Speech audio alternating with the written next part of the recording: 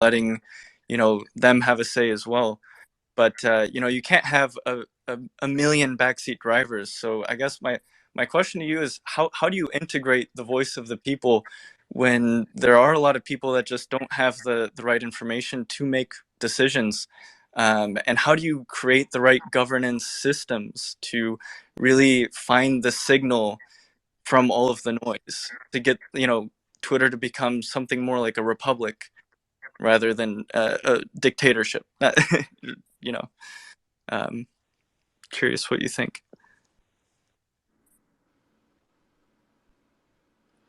Yeah, well, I mean, in the relatively near term, like these things are all kind of moot, if Twitter is ordering into the ground financially. So I was thinking about the runway question, like just to sort of give people some perspective here. Twitter was tracking to spend about $5 billion next year. Um, We needed the trip to Disneyland. yeah, exactly.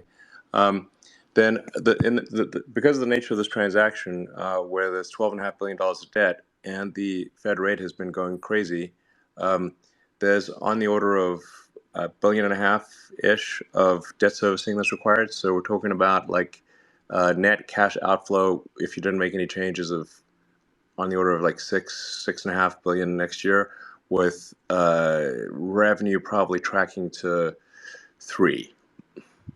So that's like a negative cash flow situation of $3 billion a year. Not good. Since Twitter has 1 billion in cash. So that's why I spent the last 5 weeks cutting costs like crazy. I think we also got to get the advertisers. Yeah. Yeah. We do need to get the advertisers, but like I said, I've spoken to a number of the advertisers. Their requests are not fuzzy or irrational or anything. They're like quite reasonable. They're like, just show us an ROI that makes sense.